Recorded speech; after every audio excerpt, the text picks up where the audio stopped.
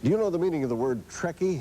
It's a word that describes 25 million Americans, the huge cult following of the old science fiction TV series Star Trek. 10 years after it went off national TV, the enthusiasm and number of Trekkies kept growing. And now Hollywood has responded with a Star Trek movie. We decided to find out about the Trekkies and why they are so devoted to what happens in fictional outer space aboard the famous starship Enterprise.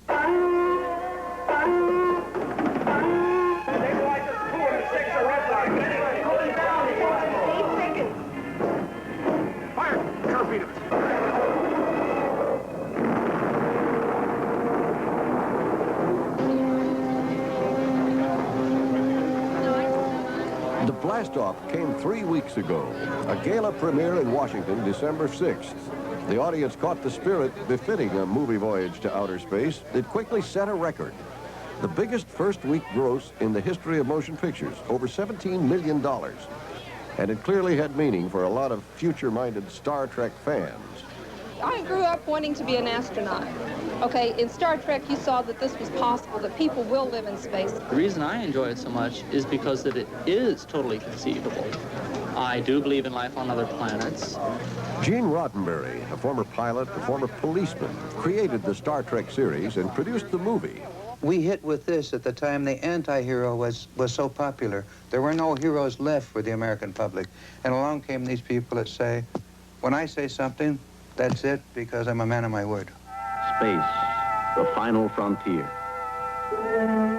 These are the voyages of the starship Enterprise. Its 5-year mission, to explore strange new worlds, to seek out new life and new civilizations. The Enterprise went into space in 1966, launched by NBC with a crew that became familiar in many households. The stalwart Captain Kirk, heroic commander of the starship. I think a lot of people were attracted by the family of players. They grew to like the family of players. Mr. Spock, whose Vulcan ancestry accounts for his memorable ears. The distant aspect of the character, the remoteness of the character. I think the fact that the character claimed, at least, to be devoid of emotions and therefore unreachable, and yet I think that's a challenge.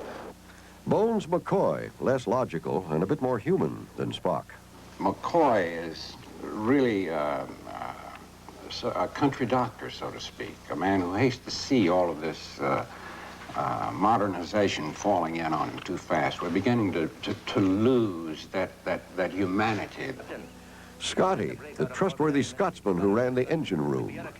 People will look on Star Trek and all the scientific aspects of Star Trek and say, why not? Uhura, the communications officer, 4th in command. I just knew at that moment now that black children must look at me on that ship, even if I was just pushing some buttons, and know that that is a person that I can identify with, that I can emulate. I just wanted to find a vehicle where I could say some things that were in my gut.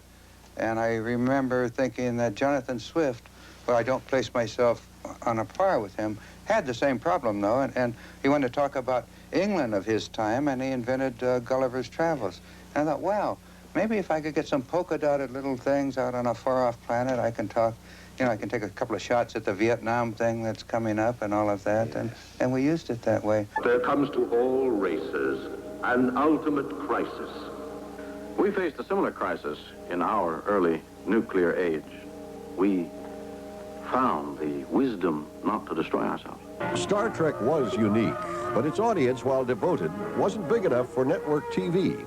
And our fans kept rushing to our rescue and doing torchlight parades against NBC. I remember one time they sneaked into Rockefeller Center and put Save Star Trek stickers on all the executive limousines. A determined letter-writing campaign kept it on the air for a 3rd year, but as this Saturday Night Live parody showed, it was ultimately shot down by a very unfuturistic foe. I'm Captain James C. Kirk of the Starship Enterprise, representing the United Federation of Planets. Hi, I'm Herb Goodman, head of programming for the network. Stand back. I will not hesitate to shoot. Can I have your attention, please? Ladies and gentlemen, due to the low Nielsen ratings, we at NBC have decided to, unfortunately, cancel Star Trek. Fire at my command. The fans couldn't rescue it again. NBC did cancel the series. Star Trek, off the network, drifted into the twilight zone of local station reruns, one step from extraterrestrial oblivion. But something happened, a unique phenomenon in television history. Instead of fading away, it became the most successful rerun ever, with the most devoted following. Even now, it's seen 308 times a week on 106 American stations, and is also shown overseas in 37 earthly languages.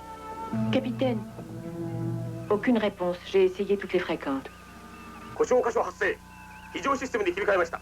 彼らを止める方法はそれしかない。そうは思えん。科学やめたまえ。私の目の前でドクターや看護婦が次々に例の物質に変えられてしまった。